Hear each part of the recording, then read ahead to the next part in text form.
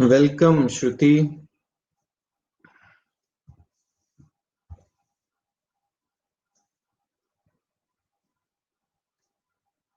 Welcome,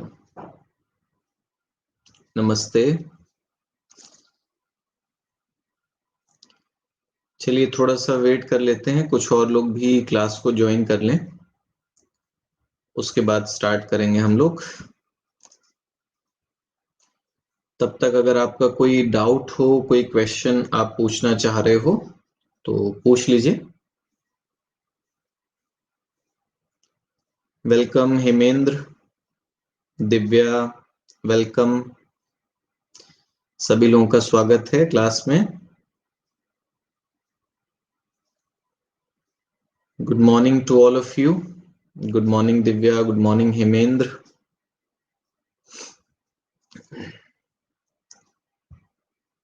अच्छा देखिए, कल की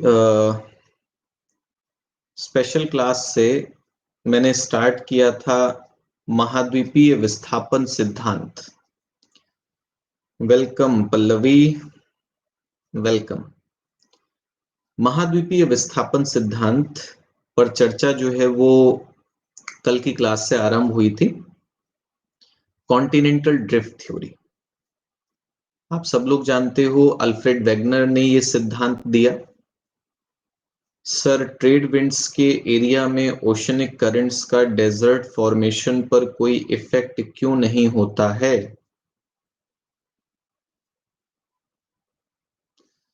नहीं, ट्रेड विंड्स के एरिया में ही ओशनिक करंट्स का डेजर्टिफिकेशन पर प्रभाव होता है श्रुति, है ना। व्यापारिक पवनों के क्षेत्र में ही जो महासागरीय जलधाराएं हैं वो प्रभाव डालती हैं, बाकी किसी क्षेत्र में हमें उनका प्रभाव जो है सच देखने को नहीं मिलता है। ठीक है, आप थोड़ा सा ठीक से देखिएगा उस चीज को। आप जो सवाल पूछ रहे हो वो सवाल उल्टा है, गलत है सवाल। व्यापारिक पवनों के क्षेत्र में ही प्रभाव पड़ता है। अच्छा, तो महाद्वीपीय विस्थापन सिद्धांत जो कल हम लोगों ने शुरू किया था उसमें, हाँ, वेस्टर्लीज में इसलिए नहीं पड़ता है क्योंकि जो वेस्टर्लीज होती हैं, जो पछुआ पवनें होती हैं, वो महासागरों में काफी ज्यादा दूरी से चल करके आ रही होती हैं, इसलिए अपने साथ नमी लेकर के आ जाती हैं।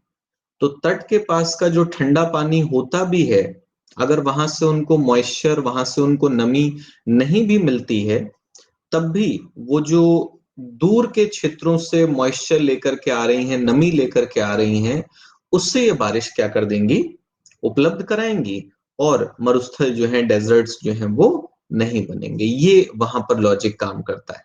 ठीक है।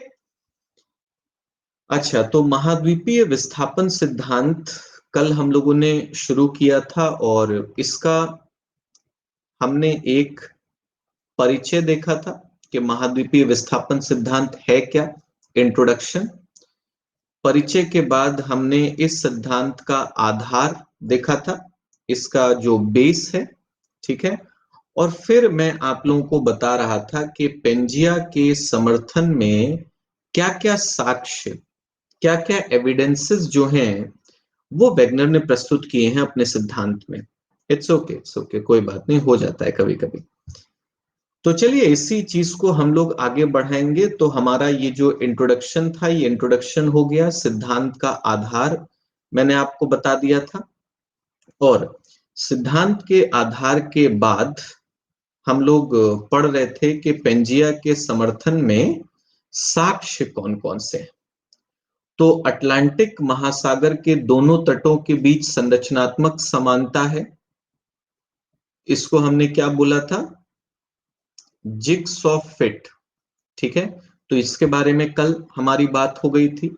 शैल संबंधी तथा संरचनात्मक समानताएं हैं, यानी कि लिथोलॉजिकल एंड स्ट्रक्चरल सिमिलैरिटीज हैं, ये हम लोगों ने बात कर ली थी। और जीवाश्मीय समानताएं, यानी कि फॉसिल्स जो मिलते हैं हमें, उन फॉसिल्स में सिमिलैरिटीज हैं, ये हम लोगों ने पढ़ा था। आज हम आगे की जो चीजें हैं इस सिद्धांत की, उनको पढ़ेंगे, उनके बारे में बात करेंगे, चर्चा करेंगे। देखिए, अगला जो एविडेंस वेगनर देते हैं अपने सिद्धांत में, वो है हिमानीकरण तथा टेलाइट से संबंधित। यानी कि यहां पर बात हो रही है ग्लेसिएशन की, और यहां पर बात हो रही है किसकी? टेलाइट की। और कहा जा रहा है कि हिमानीकरण और टेलाइट से संबंधित जो साक्ष्य हैं, जो एविडेंसेस हैं, वो पेंजिया के एग्जिस्टेंस को, पेंजिया की उपस्थिति, उसके अस्तित्व को क्या करते हैं? दर्शाते हैं। कैसे? तो सबसे पहले मैं आप लोगों को थोड़ा सा ये हिमानीकरण क्या होता है, टेलाइट क्या होता है, हल्का सा मैं आप लोगों को इसके बारे में बताता हूं। देखिए, जब हम बोलते हैं हिमानीकरण, ठीक है, या अंग्रेजी में आप इसे क्या लिखोगे? ग्लेसिएशन। तो हिमानीकरण या ग्लेसिएशन का मतलब होता है एक ऐसा समय काल, ठीक है, एक ऐसा टाइम पीरियड, जिस समय काल में हमें क्या देखने को मिलेगा कि जो हमारी पृथ्वी की सतह है, जो हमारी अर्थ सरफेस है, इस पृथ्वी की सतह के अधिकतर भागों पर, है ना, अधिकतर भागों पर बर्फ जमी रहती है। अधिकतर भागों पर बर्फ जमी रहती है। जैसे आज भी अगर आप देखोगे, वर्तमान समय में भी अगर आप देखोगे, तो हमारा जो आर्कटिक महासागर है, आर्कटिक ओशन, और अंटार्कटिका जो कॉन्टिनेंट है, अंटार्कटिका जो महाद्वीप है, वहां पर बर्फ जमी हुई है, ठीक है। लेकिन सोचो कि अगर हमारी पृथ्वी पर कुछ ऐसा हो जाए कि उत्तर अमेरिका के अधिकतर हिस्से बर्फ से ढक जाएं, यूरोप के अधिकतर भाग बर्फ से ढक जाएं, एशिया के अधिकतर भाग जो है बर्फ से ढक जाएं, तो आप ऐसे ही समय काल को, ऐसे ही टाइम पीरियड को क्या कहेंगे? कि ये ग्लेसिएशन है, यानी कि हिमानीकरण है। ठीक। अब सुनिए, जब किसी जगह पर हिमानीकरण होता है, ग्लेसिएशन होता है, तो हिमानीकरण की वजह से क्या बन जाते हैं? ग्लेशियर्स, यानी कि हिमनद। हिमनद मतलब, ग्लेशियर्स या हिमनद का मतलब होता है बर्फ के खिसकते हुए टुकड़े, है ना। अगर बर्फ का कोई एक विशाल खंड है और वो ढलान के साथ धीरे धीरे धीरे धीरे नीचे की तरफ खिसकता है, तो उसे आप ग्लेशियर कहोगे, उसे आप हिमनद कहोगे। ठीक। और ये हिमनद क्या करते हैं? ध्यान से सुने, ये जो ग्लेशियर्स होते हैं, ये हिमनद करते हैं निक्षेपण, यानी कि डिपोजिशन। और किस चीज का निक्षेपण? तो निक्षेपण आप देखोगे सेडिमेंट्री मटेरियल्स का, यानी कि अवसादी पदार्थों का।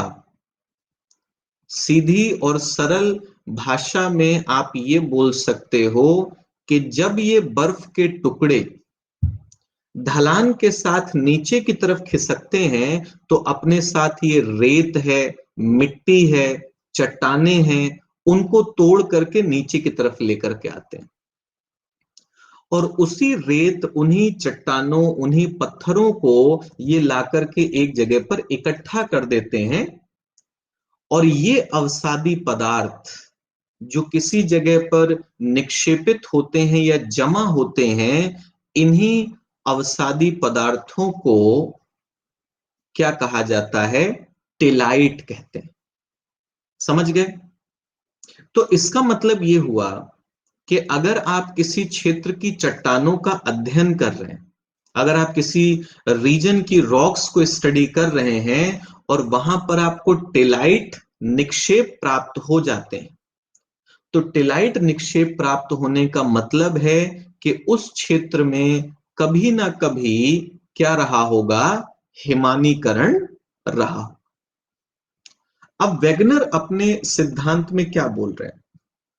वेगनर कह रहे हैं कि परमो कार्बोनिफेरस हिमानीकरण, परमो कार्बोनिफेरस ग्लेशिएशन के साक्ष्य, एविडेंसेस, गोंडवाना लैंड के विभिन्न भागों में टिलाइट निक्षेपों के रूप में प्राप्त होते हैं। गोंडवाना लैंड क्या है, उसके भाग क्या हैं, ये मैंने आप लोगों को कल की जो क्लास थी उसमें बताया था, ठीक है। लेकिन हां, ये चीज जरूर है कि ये परमो कार्बोनिफेरस ग्लेशिएशन क्या है। तो सुनिए एक चीज यहां से आप लोग, ये जो हम लोगों ने time table, geological time scale जो है अर्थ का, ये जो कल हम लोगों ने देखा था, अब इसमें सुनिए आप लोग। देखिए ये है हमारा कार्बोनिफेरस पीरियड, मैंने आपको बताया था कि 359 मिलियन ईयर्स एगो से शुरू होता है और आकर के समाप्त होता है 299 मिलियन ईयर्स एगो पर। और 299 मिलियन वर्ष पहले जो अगला पीरियड, जो अगला युग शुरू होता है, दैट इज पर्मियन, पर्मियन युग शुरू हो जाता है। तो हमें क्या देखने को मिल रहा है कि 359 मिलियन वर्ष पूर्व से लेकर के 251 मिलियन वर्ष पूर्व तक का जो समय है, इस समय में हमें क्या प्राप्त हुआ? ग्लेशिएशन प्राप्त हुआ, हिमानीकरण प्राप्त हुआ। और इसी हिमानीकरण को आप क्या बोल रहे हो? परमो कार्बोनिफेरस। समझ गए? हाँ, एक चीज और ध्यान रखेंगे आप लोग कि एक हिमानीकरण हमें प्लीस्टोसीन में भी मिलता है। ध्यान रखोगे, प्लीस्टोसीन जो पीरियड है, प्लीस्टोसीन जो इपॉच है, इसमें भी हमें हिमानीकरण प्राप्त होता है। तो ये आप याद रखें कि अगर कभी आपसे पूछा जाए कि हिमानीकरण किस किस काल में हुए हैं, तो कार्बोनिफेरस में हुए हैं, पर्मियन में हुए हैं और प्लीस्टोसीन में हुए। ठीक है। तो अब वेगनर क्या कह रहे हैं कि ये जो परमो कार्बोनिफेरस हिमानीकरण था, इस हिमानीकरण के साक्ष्य जो हैं, इस ग्लेशिएशन के जो एविडेंसेस हैं, वो एविडेंसेस हमें कहां पर प्राप्त होते हैं? गोंडवाना लैंड के अलग अलग हिस्सों में। और ये कैसे संभव है? ये तभी संभव है जब एक ही समय पर वो सारे के सारे हिस्से हिमाच्छादित थे, यानी कि बर्फ से ढके हुए थे, और उनकी जो जलवायु थी वो जलवायु एक जैसी रही, एक समान रही। तो मैं आप लोगों को कल ही बता रहा था कि जलवायु एक समान, एक जैसी तभी हो सकती है जब ये एक ही क्षेत्र में रहे हों, आपस में जुड़े रहे हों।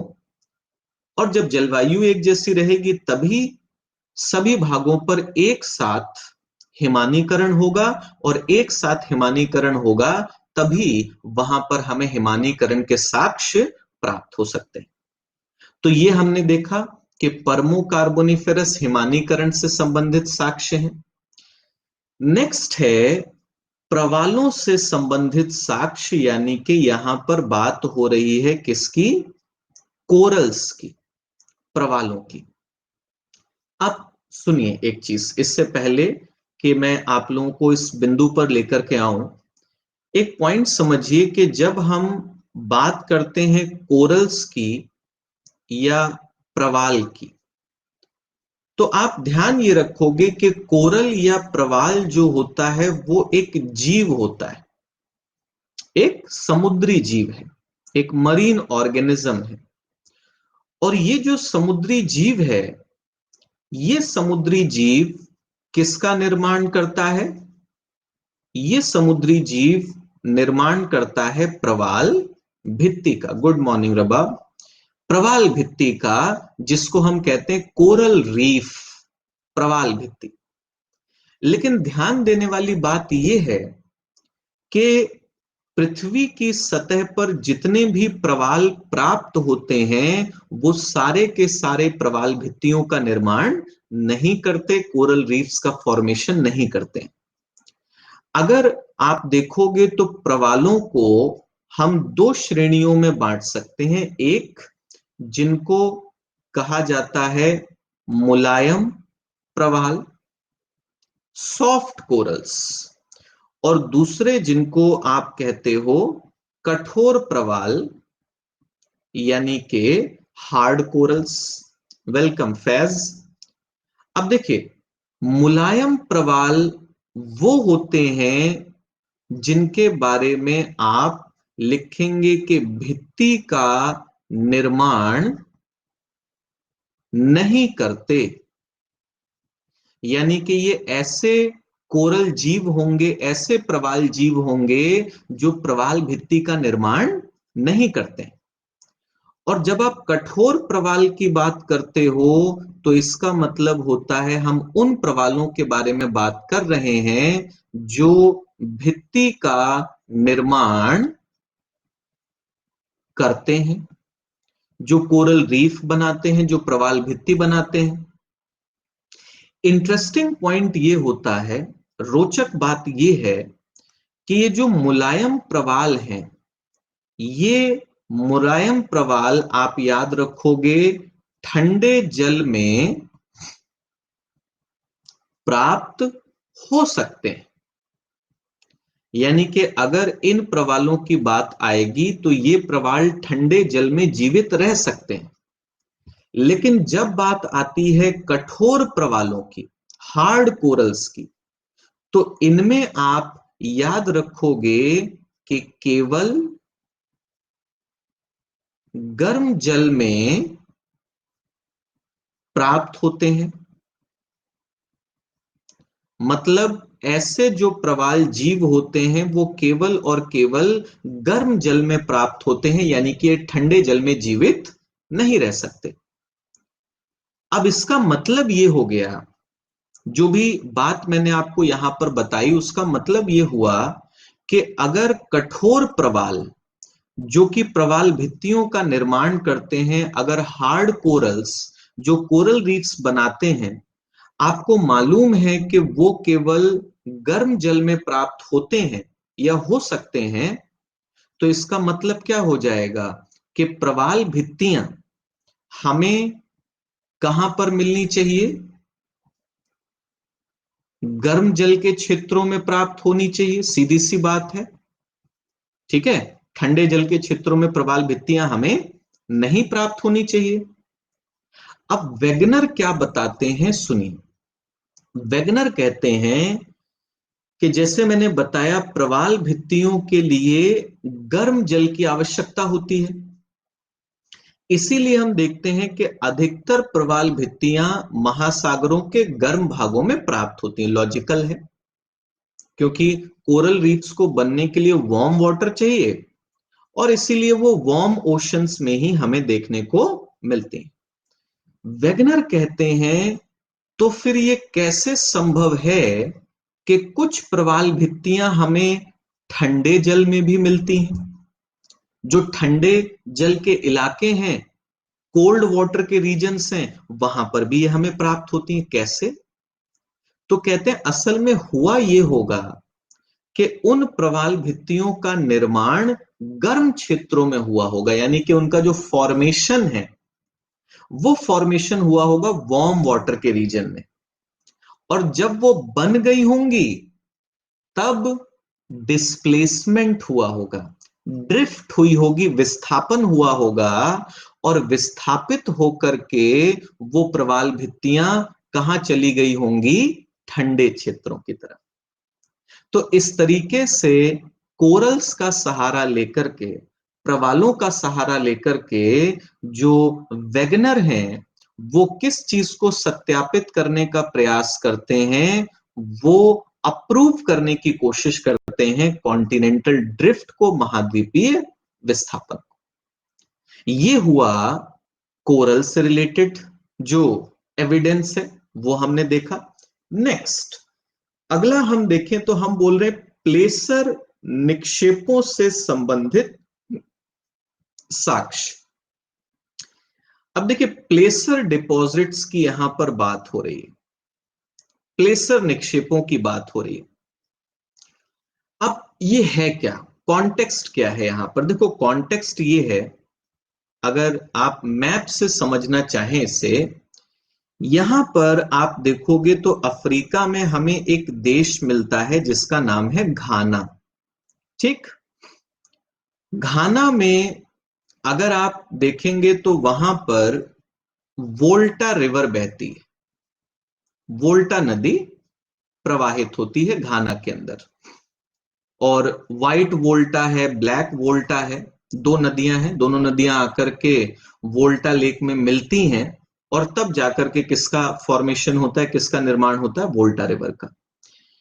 वेगनर कहते हैं कि घाना में ये जो नदियां हैं, इन नदियों की जो सैंड है, जो रेत है, उस रेत में हमें गोल्ड पार्टिकल्स मिलते हैं, यानी कि रेत के सॉरी सोने के कण मिलते हैं।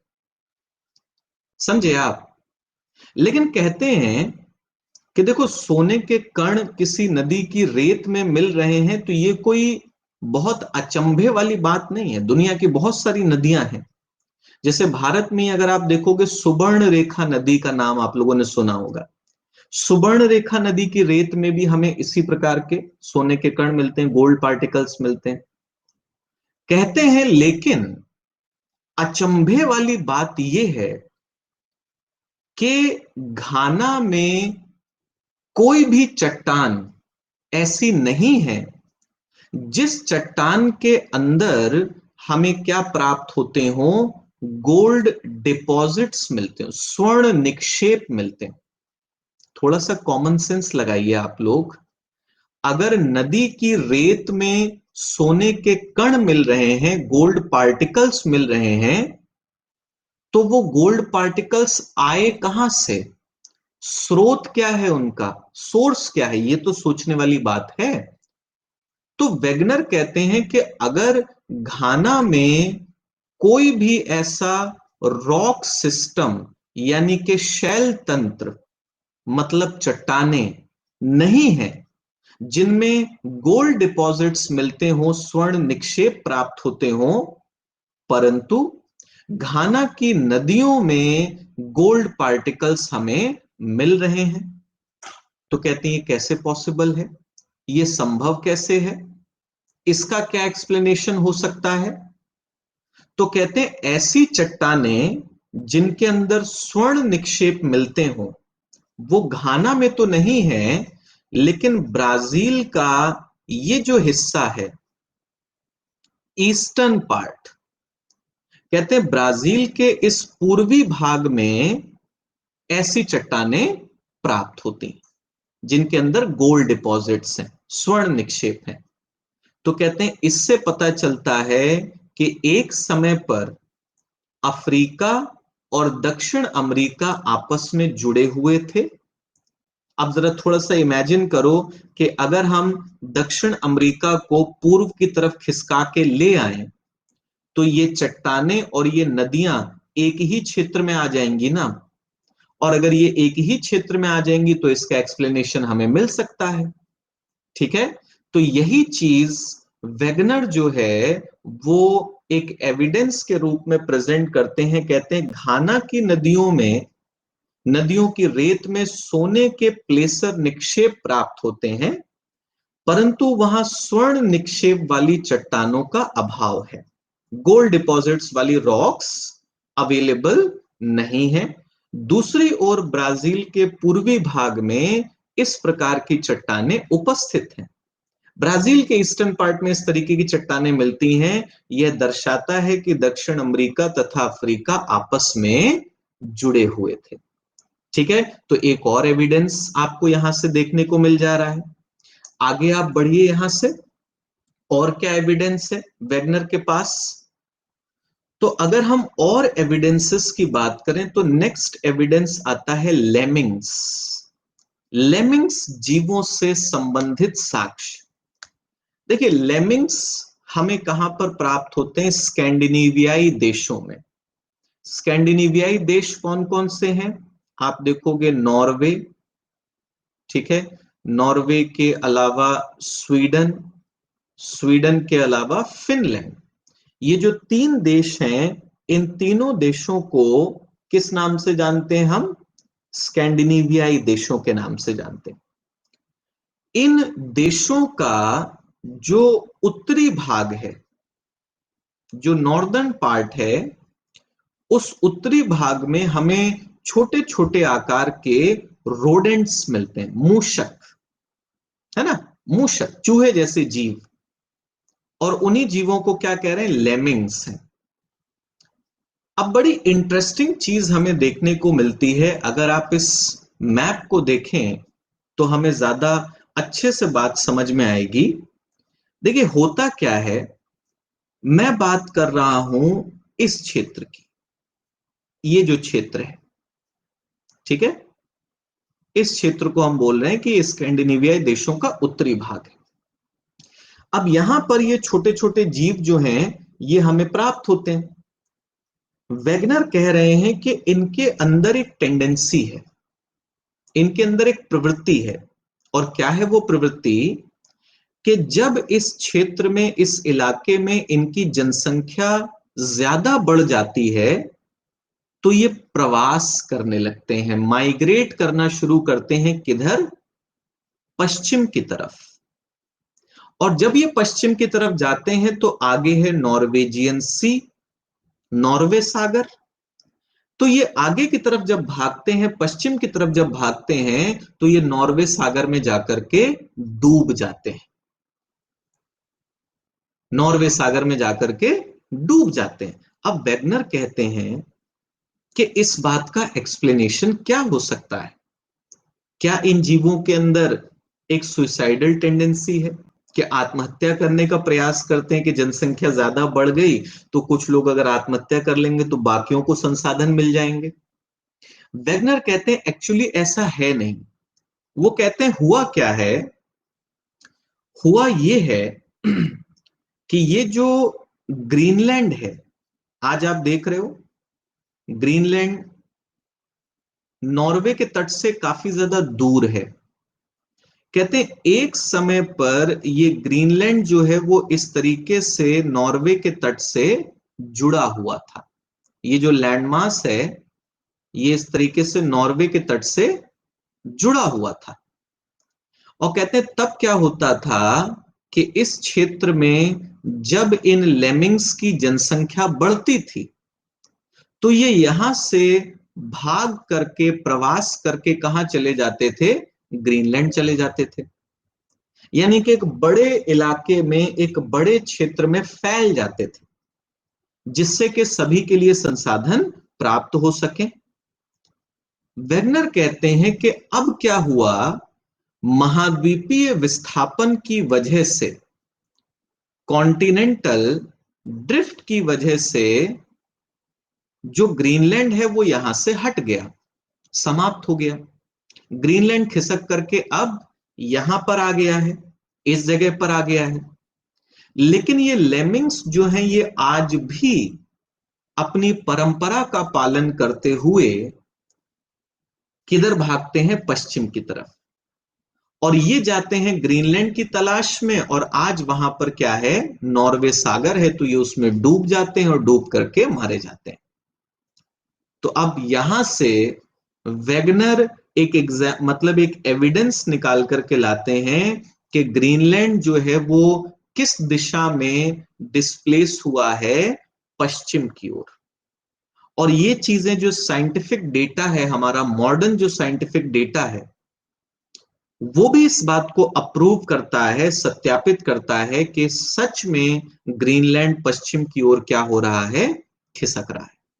ठीक है, तो लेमिंग्स जो जीव हैं, उन जीवों से संबंधित साक्ष्य जो है वो वेगनर क्या कर रहे हैं? प्रेजेंट कर रहे हैं। क्या लिख रहे हैं? स्कैंडिनेवियाई देशों के उत्तरी भाग में लेमिंग्स जीव प्राप्त होते हैं, जो जनसंख्या बढ़ने की दशा में पश्चिम की ओर प्रवास करते हैं, वेस्ट की तरफ माइग्रेट करते हैं और नॉर्वे सागर में डूब जाते हैं। ठीक है। और ये जो पश्चिम की ओर प्रवास है, ये दर्शाता है कि ग्रीनलैंड एक समय पर नॉर्वे के तट से जुड़ा हुआ था। और साथ ही साथ ये भी दर्शाता है कि ग्रीनलैंड जो है वो क्या हुआ, विस्थापित हुआ या विस्थापित हो रहा है। और विस्थापित हो रहा है किधर, पश्चिम की ओर। ठीक है, पश्चिम की ओर विस्थापित हो रहा है। तो ये है गाइस, पेंजिया के सपोर्ट में, पेंजिया के समर्थन में जितने भी साक्ष्य थे, वो सारे के सारे एविडेंसेस, वो सारे के सारे साक्ष्य एक एक करके मैंने आप लोगों को बता दिए, समझा दिए। अब ये क्वेश्चन ऑलरेडी बन चुका है यूपीएससी में। यूपीएससी आपसे एक बार ये सवाल पूछ चुका है कि महाद्वीपीय विस्थापन क्या होता है और पेंजिया के समर्थन में साक्ष्य प्रस्तुत करें। ठीक है, what is continental drift and present evidences in support of Pangaea. तो इसका मतलब ये है, देखो यूपीएससी में क्वेश्चंस रिपीट होने की, एग्जैक्टली रिपीट होने की पॉसिबिलिटी बहुत कम रहती है। हाँ, सेम टॉपिक से वो फिर से सवाल बना सकते हैं एक अलग तरीके से, बट एग्जैक्टली वही वर्ड्स, वही डिमांड, वैसा ही क्वेश्चन बन जाए, इट इज वेरी रेयर। तो अगर कॉन्टिनेंटल ड्रिफ्ट थ्योरी पर, महाद्वीपीय विस्थापन सिद्धांत पर फिर से सवाल बना, तो आपसे इस सिद्धांत की जो अगली डायमेंशन है वो पूछी जा सकती है। और वो क्या है, महाद्वीपीय विस्थापन की क्रियाविधि। हमने ये तो समझ लिया कि वेगनर कह रहे हैं कि एक समय पर सारे के सारे महाद्वीप जुड़े हुए थे। ठीक है, वेगनर ये कह रहे हैं कि ये महाद्वीप फिर ये स्थल खंड टूट करके अलग होते हैं और अलग अलग दिशाओं में क्या हो जाते हैं, विस्थापित हो जाते हैं, खिसक जाते हैं। बट कैसे, क्यों टूटते हैं, कैसे खिसकते हैं, ये सब कुछ जो है ये इस सिद्धांत का एक अन्य महत्वपूर्ण भाग है, जिसके बारे में जानकारी हम लोगों को होनी चाहिए। तो चलिए फटाफट बात करते हैं।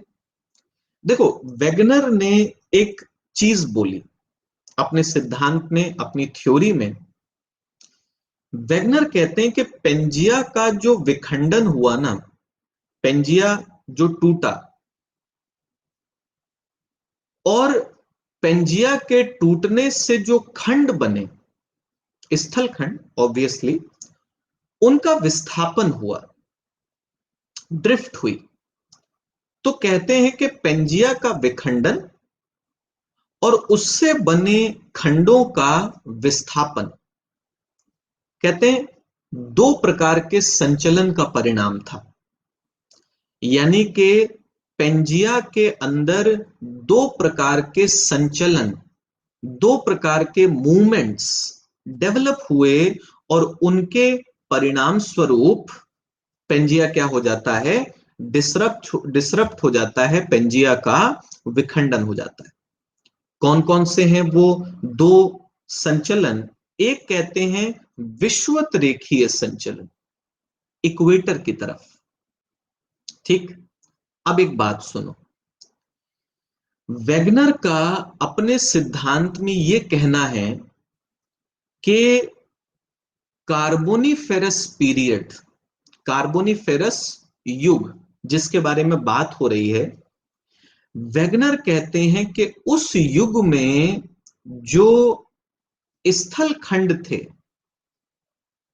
वो स्थल खंड कहां पर स्थित थे, तो मिलता है कि स्थल खंड ध्रुवीय क्षेत्रों में स्थित थे, पोलर रीजन्स में। ठीक, और कहते हैं कि फिर ये स्थल खंड ध्रुवीय क्षेत्रों से संचलन करना शुरू करते हैं। कहां, ये संचलन करते हैं किधर, विषुवत रेखा की ओर। समझ गए आप लोग। तो पहला जो मूवमेंट, पहला जो संचलन वेगनर अपने सिद्धांत में बताते हैं, वो मूवमेंट क्या है, वो संचलन क्या है?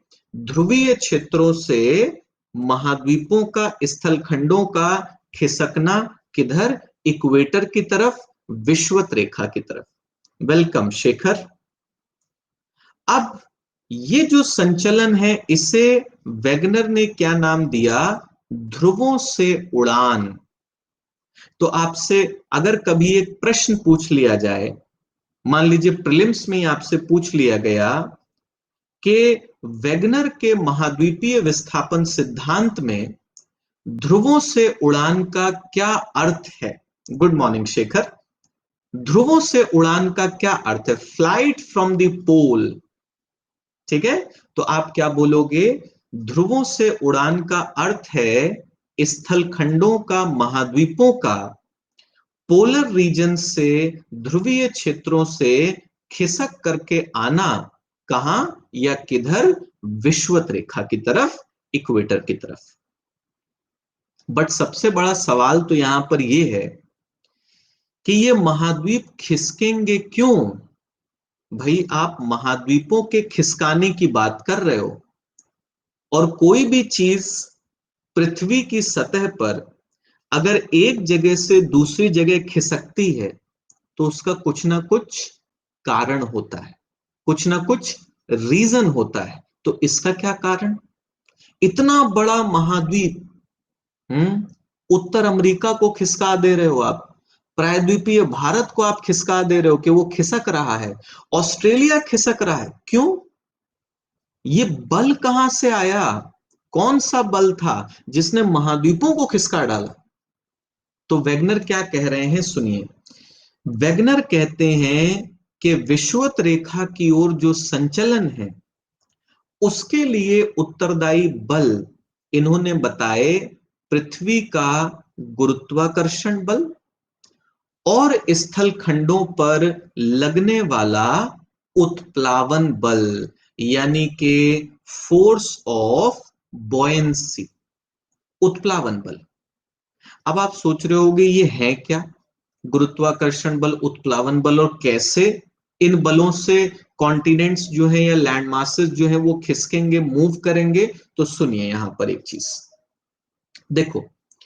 आप सब लोग एक चीज जानते हो कि हमारी जो पृथ्वी है, ये पृथ्वी चीजों पर क्या लगाती है? आकर्षण बल लगाती है, आकर्षित करती है चीजों को।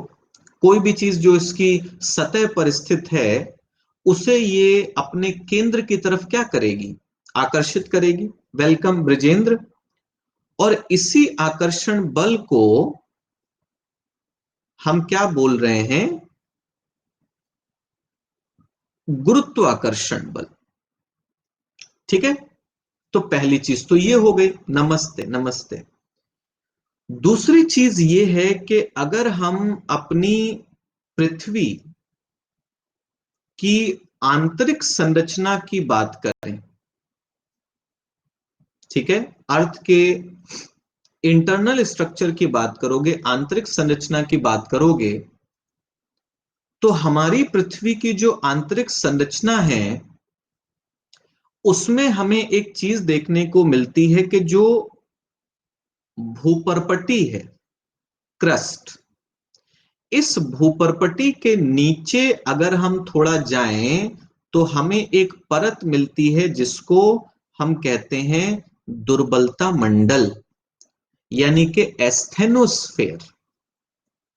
और इस दुर्बलता मंडल की विशेषता, इसकी खासियत क्या है कि यहां पर जो पदार्थ हैं, जो मटेरियल्स हैं, वो किस प्रकार के हैं? तो हम देखते हैं वो हैं अर्धगलित, अर्धगलित, सेमी मॉल्टन। इसलिए वेगनर देखो एक चीज उठाते हैं। क्या पॉइंट उठाते हैं, ध्यान से सुनिएगा।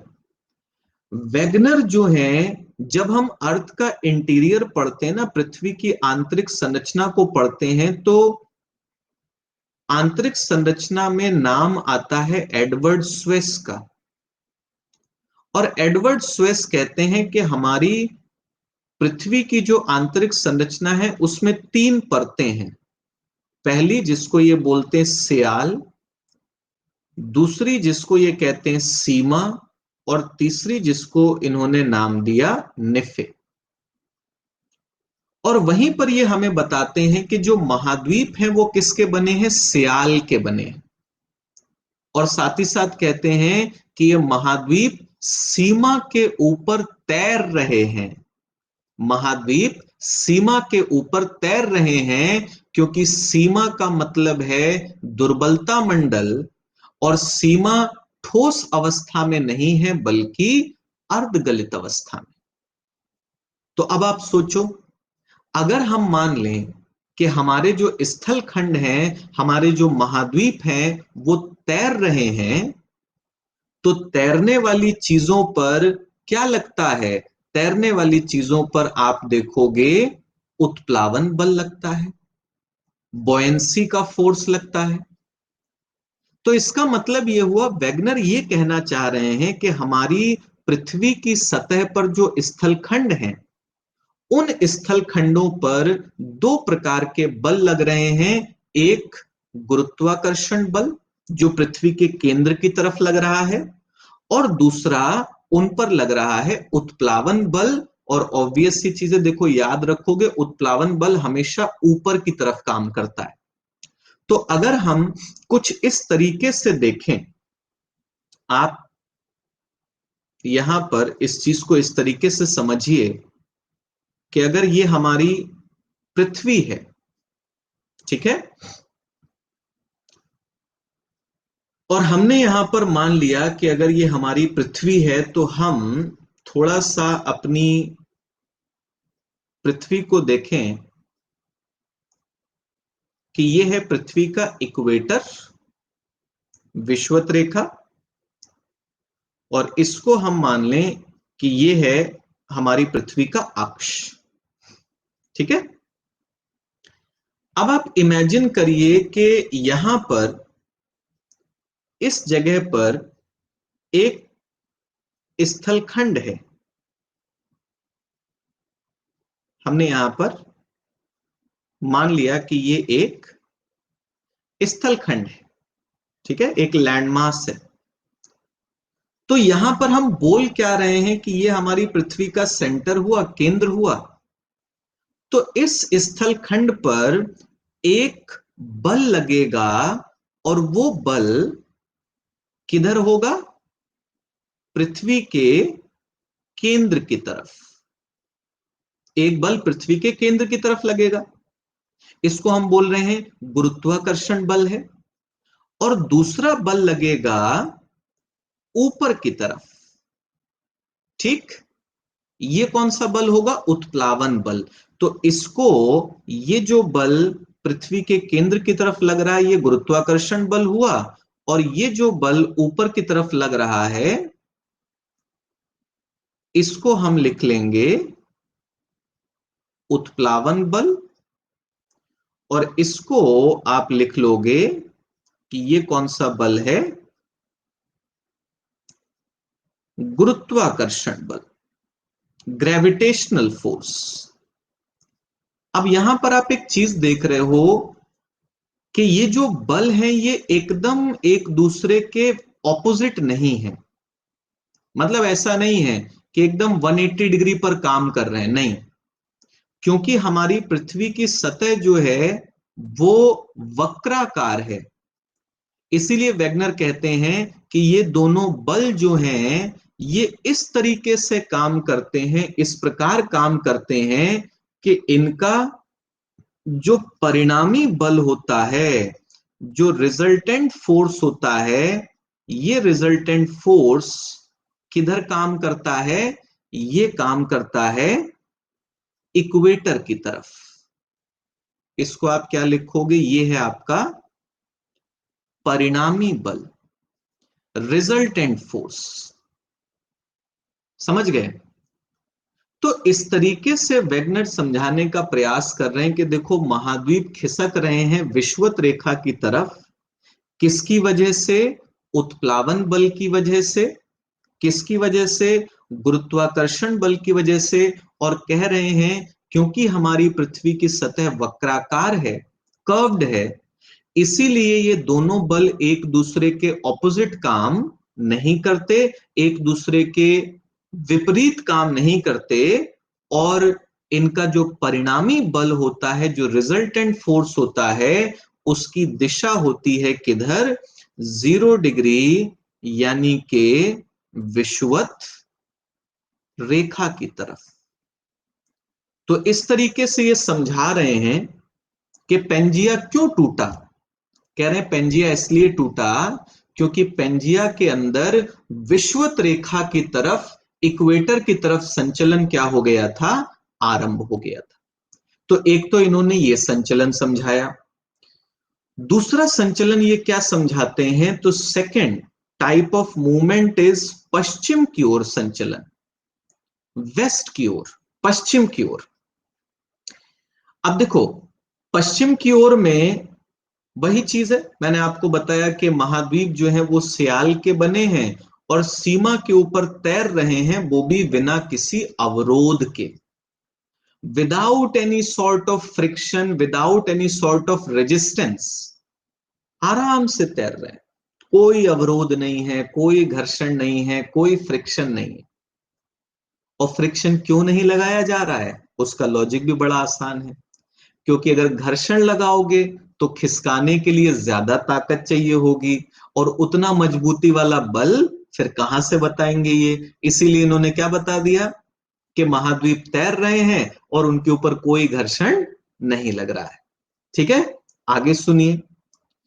ये कह रहे हैं कि पश्चिम की ओर जो विस्थापन हुआ वो सूर्य तथा चंद्रमा के द्वारा लगाए जाने वाले बल का परिणाम था।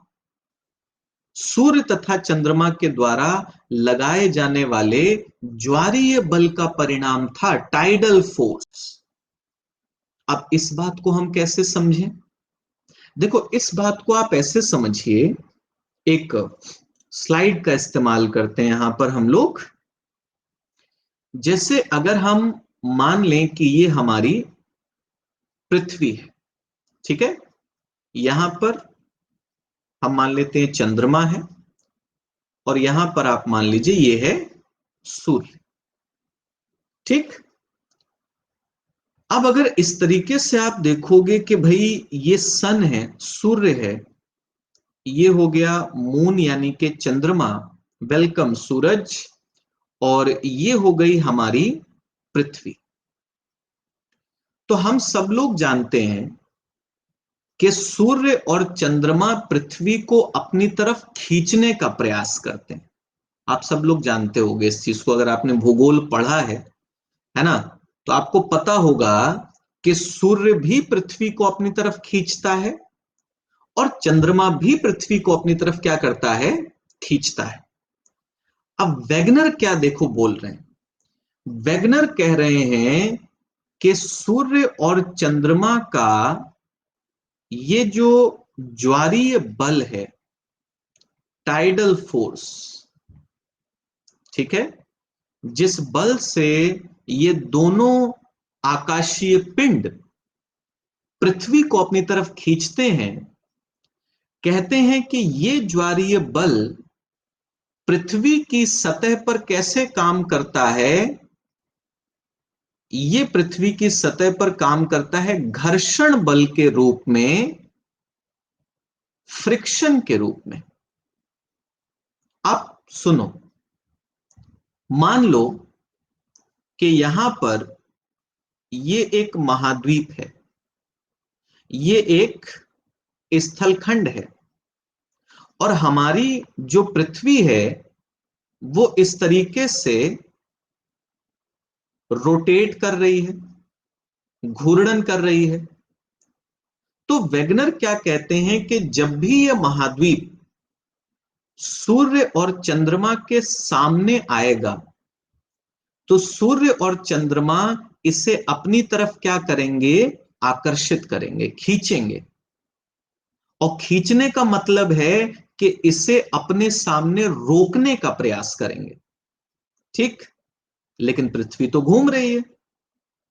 तो कहते हैं क्योंकि यह महाद्वीप बिना किसी अवरोध के तैर रहा है, फ्लोट कर रहा है, इसलिए क्या होगा कि जब यह महाद्वीप चंद्रमा और सूर्य के सामने आएगा और इस पर घर्षण लगेगा, तो क्योंकि यह तैर रहा है इसलिए पृथ्वी घूमेगी कैसे?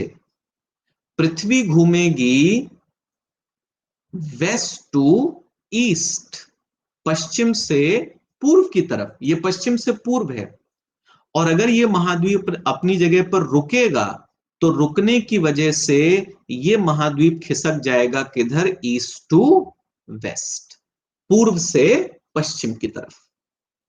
तो इसका मतलब पश्चिम की ओर महाद्वीपों को इन्होंने खिसकाया कैसे? सूर्य और चंद्रमा के ज्वारीय बल से और हमारी पृथ्वी का जो घूर्णन है, इन सारी चीजों को मिलाकर के।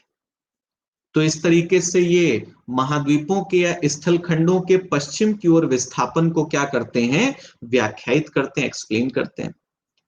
और ये जो चीजें थी ना वैगनर के सिद्धांत की, ये उनकी आलोचना के सबसे बड़े कारण बने। लोगों ने उनसे यही सवाल पूछा कि ये जो बल आप लगा रहे हैं ना, जिन बलों से आप महाद्वीपों को खिसका दे रहे हैं, ये बल इनसफिशिएंट हैं, ये बल इतने शक्तिशाली नहीं है कि इनसे महाद्वीप खिसक जाएंगे, है ना। जैसे सूर्य और चंद्रमा का ज्वारीय बल, कह रहे हैं कि इससे महाद्वीप खिसकते हैं। तो लोग कहते हैं, या लोग नहीं, एक्चुअली आप बोलोगे विद्वान कहते हैं, भूगोलवेत्ता कहते हैं कि अगर सूर्य और चंद्रमा का ज्वारीय बल इतना मजबूत होता, इतना शक्तिशाली होता कि वो महाद्वीपों को खिसका दे, तो ऐसे घर्षण बल से पृथ्वी का जो घूर्णन है ना, ये विद इन अ ईयर रुक जाएगा। अगर इतना ज्यादा घर्षण बल पृथ्वी की सतह पर लगने लगेगा तो पृथ्वी घूर्णन करना बंद कर देगी। इसलिए जो आलोचना होती है वैगनर की, वो किस चीज के आधार पर होती है? वो होती है इन बलों के आधार पर। मुख्य रूप से आलोचना के आधार और भी कई सारे हैं, बट सबसे बड़ी आलोचना इनकी इसी आधार पर होती है। अब ये तो आपने समझा कि पेंजिया क्यों टूटा, किस तरीके से टूटा। वेलकम ऋषभ। अब आगे सुनो, ये आगे क्या बताते हैं? आगे ये कहते हैं, वैगनर अपने सिद्धांत में बताते हैं, अच्छा इसको आप लोग थोड़ा सा चेंज कर लीजिएगा, कि पेंजिया का जो विखंडन है वो विखंडन कब से शुरू हो जाता है? कार्बोनीफेरस पीरियड से, कार्बोनीफेरस युग से। बता चुका हूं मैं आप लोगों को क्लास में कि कार्बोनीफेरस पीरियड कब था और कब तक चलता है? प्लायोसीन पीरियड तक, प्लायोसीन युग तक। अब एक बार फिर से इस चीज को आप लोग समझ लीजिए, जो आपका ये जियोलॉजिकल टाइम स्केल है, इससे आप समझ लीजिए। कार्बोनिफेरस ये रहा कब? 359 से 299 मिलियन वर्ष पहले। और प्लायोसीन कहां पर है? तो इधर देखो आप लोग, ये है आपका कार्बोनिफेरस। यहां से पेंजिया टूटना शुरू होता है, पेंजिया टूटता है, स्थलखंड खिसकना शुरू होते हैं, और ये सब चीजें आकर के समाप्त होती हैं, यानी कि इनकी जो परिणति होती है वो कब मिलती है? प्लायोसीन में। और प्लायोसीन कब से कब तक का है? 5.3 से 2.6, 5.3 मिलियन वर्ष से 2.6 मिलियन वर्ष पहले तक का जो समय काल है उसे कह रहे हैं प्लायोसीन। तो यानी कि पूरा कार्बोनिफेरस से लेकर के प्लायोसीन तक पेंजिया टूटता रहता है, और अलग अलग स्थलखंड अलग अलग दिशाओं में क्या होते रहते हैं? खिसकते रहते हैं।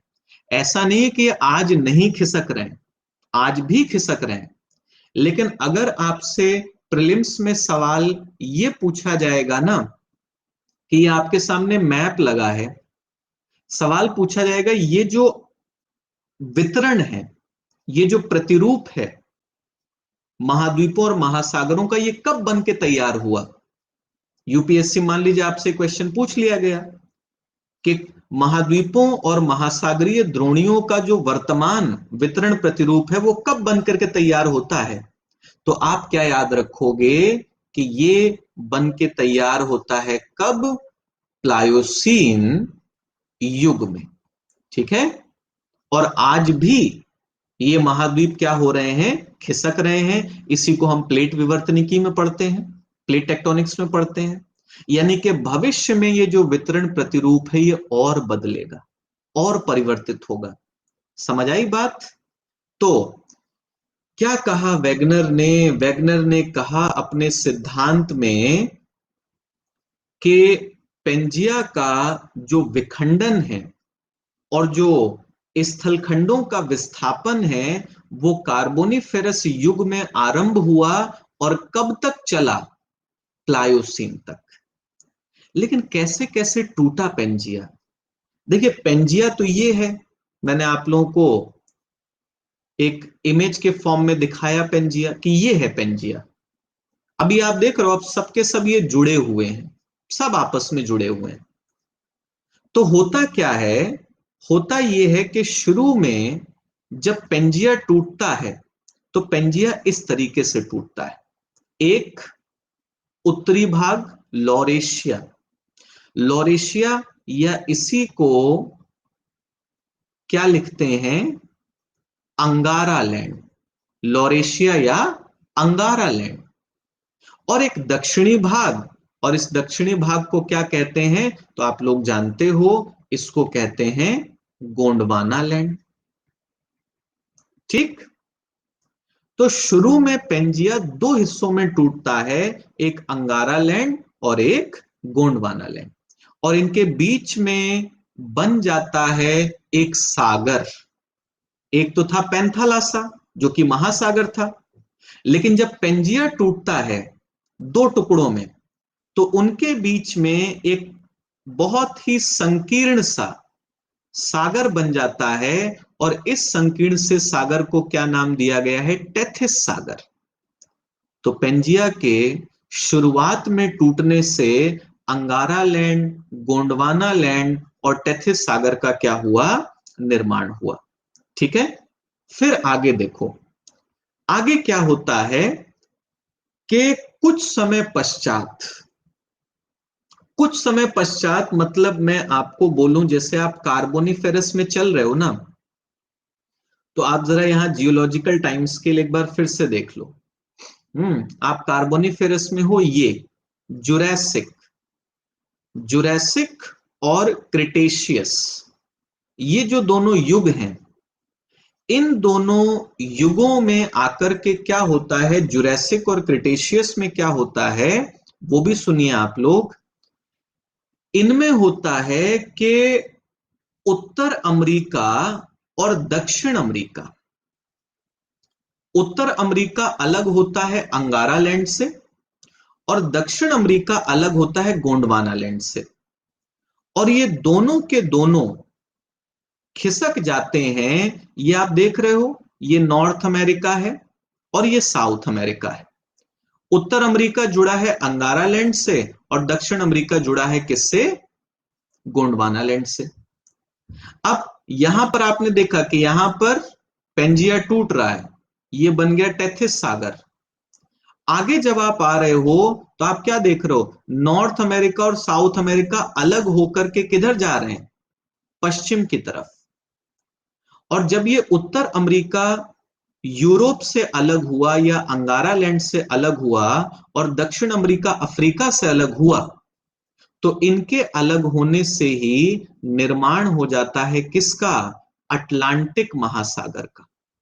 समझ गए, इस तरीके से अटलांटिक महासागर बन जाता है। फिर ये कहते हैं कि इसी समय पर यानी कि जुरैसिक और क्रिटेशियस में ही क्या होता है, हमारा प्रायद्वीपीय भारत, आप ये देख रहे हो, ये प्रायद्वीपीय भारत जुड़ा हुआ है, ये ऑस्ट्रेलिया है, ये अंटार्कटिका है। आगे आकर के क्या होता है कि प्रायद्वीपीय भारत भी अलग हो जाता है, ऑस्ट्रेलिया भी अलग हो जाता है और अंटार्कटिका भी अलग हो जाता है। कहां से? गोंडवाना लैंड से या अफ्रीका से। और अलग होकर के ये अलग अलग दिशाओं में क्या हो जाते हैं, खिसक जाते हैं। तो इनके खिसकने से क्या बनता है, हमारा इंडियन ओशन, हिंद महासागर बन जाता है। कहते हैं पैसिफिक कैसे बना, प्रशांत महासागर कैसे बना? तो इनका कहना है कि जब ये सारे स्थलखंड, आप देख रहे हो, ये सारे स्थलखंड टूट करके जब अलग अलग दिशाओं में खिसक रहे हैं, तो ये जो पेंथालासा इस पेंथालासा का आकार क्या होता जा रहा है, छोटा होता जा रहा है ना? और वही पेंथालासा का अवशेष आज हमें किस रूप में प्राप्त होता है? प्रशांत महासागर के रूप में प्राप्त होता है। तो इस तरीके से वेगनर ने अपने सिद्धांत में अलग अलग स्थलखंडों, अलग अलग महासागरों के निर्माण को क्या किया है, समझाया है। उम्मीद करता हूं कि आप सभी लोगों को ये क्लास जो है वो पसंद आई होगी, समझ में आई होगी। अगर आपको ये क्लास अच्छी लगी है तो कल फिर मैं सुबह 11 बजे आप लोगों के लिए एक स्पेशल क्लास लेकर के आऊंगा, और वो स्पेशल क्लास आपकी होगी तापमान व्युत्क्रमण पर। ठीक है, अंग्रेजी में इसको कहा जाता है टेम्परेचर इन्वर्जन। तापमान व्युत्क्रमण, तापमान प्रतिलोमन, 2 सेशंस इस पर आएंगे। बहुत इंपॉर्टेंट टॉपिक है, क्योंकि इस पर भी आप देखोगे मेंस में क्वेश्चन आपसे पूछा गया है। तो इसके बारे में हमारी जो चर्चा है वो कल होगी। Thank you so much Rishabh. कल आप सभी लोग सुबह 11 बजे नेक्स्ट जो स्पेशल क्लास है उसको ज्वाइन करिएगा, एंड हम लोग बात करेंगे तापमान व्युत्क्रमण पर। बहुत बहुत धन्यवाद आप सभी लोगों का। क्लास अच्छी लगी होगा इस तो एक अच्छी फीडबैक आप लोग जरूर दे दीजिएगा। Bye bye, take care and see you tomorrow.